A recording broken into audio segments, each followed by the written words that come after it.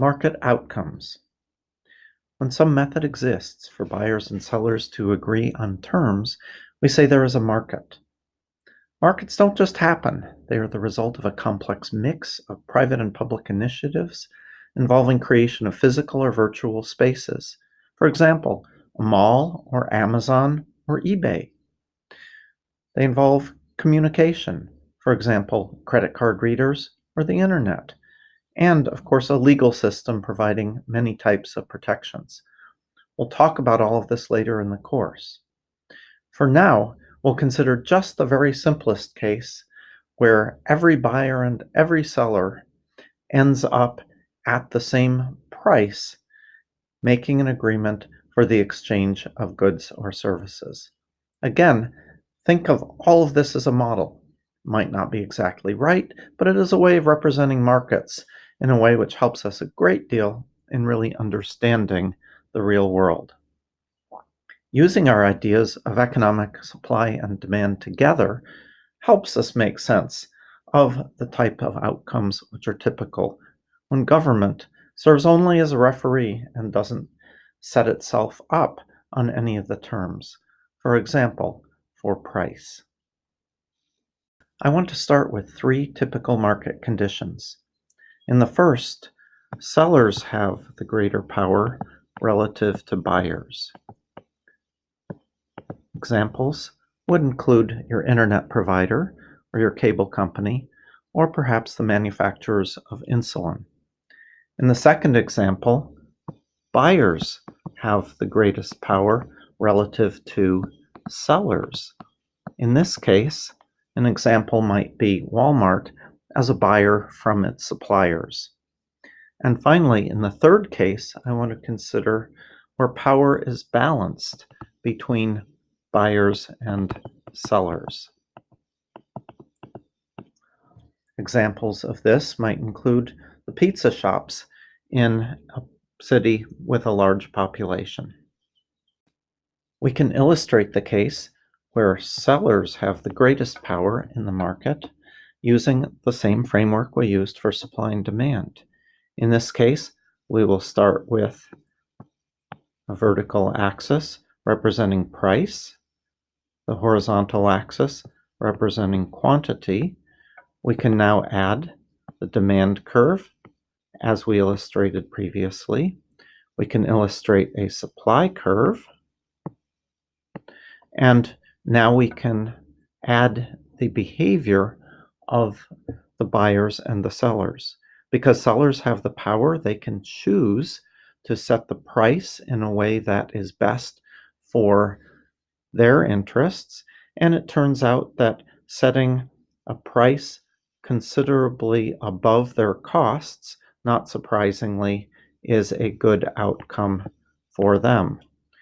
We can illustrate the effect of this in the market by noting that if we move over to the demand curve, this will show how much people choose to buy at the price set by sellers.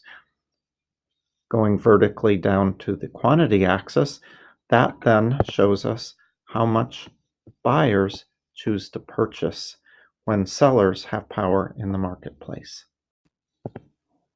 Moving to the case where buyers have power in the marketplace, we again set up our axes on which we're going to show supply and demand. We start again with a new demand curve, a typical supply curve, and we ask in this case, what happens when buyers have power in the marketplace? Well, in this case now, the buyers want to pay as little as possible, and their choice then will be to choose a price that is relatively low compared to what the purchasers might in fact be willing to pay. In this case, the buyers choose the low price. We go to the supply curve and look at the costs for the sellers, and that will determine the amount that the sellers can afford to produce given the price that they are presented with.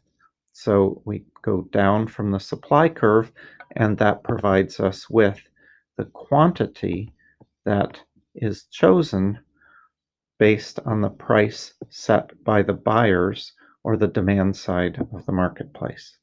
In the third and final case, power is balanced between the supply side and the demand side. Buyers and sellers cannot control price relative to the other. We start again to illustrate this using our demand and supply curves with the price and quantity axis as before. We show our downward sloping demand curve,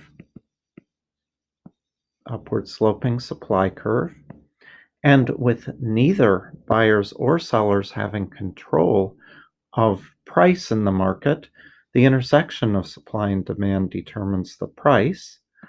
The intersection of supply and demand, thus also moving over from a price to the quantity that buyers choose to purchase and sellers choose to offer for sale, leads us to an equilibrium price and quantity coming about when buyers and sellers are unable to control the action of the others. We don't often see the first two of these cases in the early sections of an economics text, but look up monopoly or look up monopsony, and what we've shown is exactly what happens in these cases, and these are illustrated and discussed in considerable detail in the second half of most economics texts. Now moving to our last case, where power is balanced, perhaps because there are many buyers and many sellers. This is the stereotypical case of perfect competition.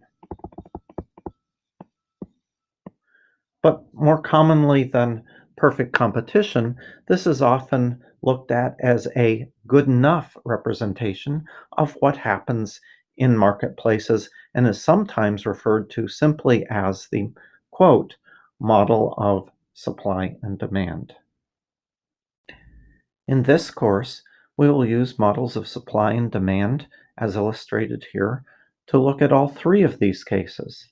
Moreover, we will later introduce more complicated cases where, for example, prices or quantities are regulated by government, or where taxes or subsidies or tariffs exist. In short, supply and demand is the central model for the course, but can have 1,000 different special cases that we use to address specific questions.